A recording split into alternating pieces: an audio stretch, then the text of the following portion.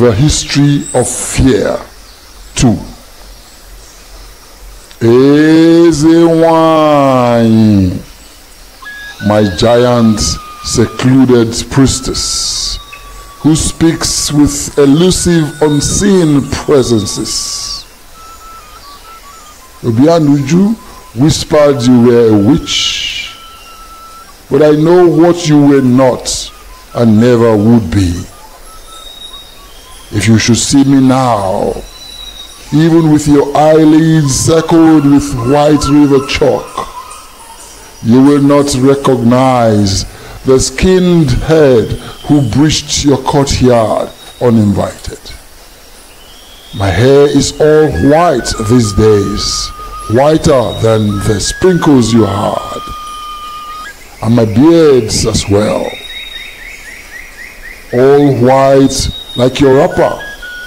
The changes inside me are way more shocking even to me.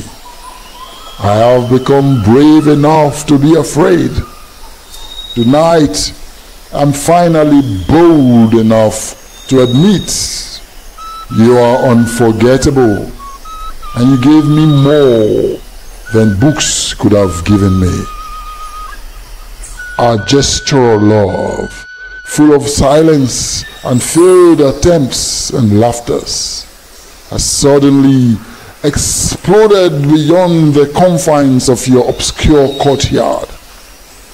Lover of smoked meats and white wine.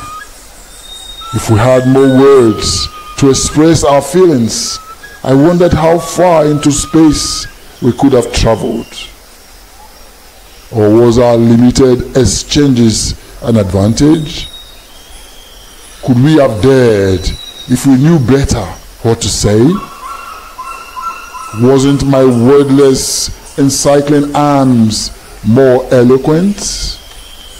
Wasn't my lack of knowledge about how highly you were held the reins and spurs of our passion? I still hear the even beats of your heart, no matter which ear I planted on your broad back. I can hear your deep and serene breaths, which never learned to snore. All your gentle laughs, your sighs, and words meaning nothing to me, I hear them all tonight.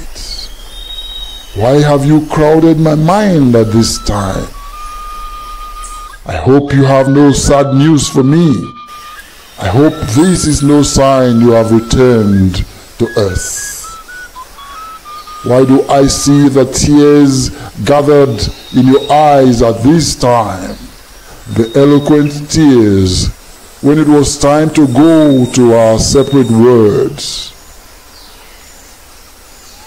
I could never be sure what you had in mind when you reached into the basin of wine and brought out your snake. But you looked so innocent, so much like a 7-year-old showing off her doll. If I wasn't so high on creamy wine, I wondered if I would have dared to accept your unblinking companion, though I knew it was dead drunk. Tonight, I understand much more what happened that night. That was your friend, wasn't it? All the company within your sacred options. When I scrubbed you with devotion and stuck my tongue in your shy spot, that had never happened to you before. And giving me your vulnerable serpent meant opening your vault of ancient secrets. Then you gave me your secret portion, and after a while, we flew all over the place, screaming like little children mounted on dragons. That was all energy adrift in my brain, wasn't it? I worked it out when I flew to Benin and saw Palm House was well lit like a skyscraper in Chicago.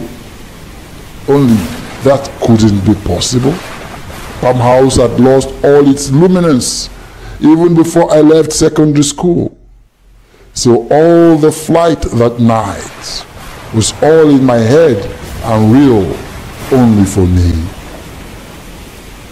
For ferrying you to pleasures unfamiliar, you broke all the chains in my mind permanently. What started in a smoky, awkward silence led me past my fears and fears through portals of unknown herbs. Easy wine, easy more, no. I hope I didn't wreck your life with my vagrant love.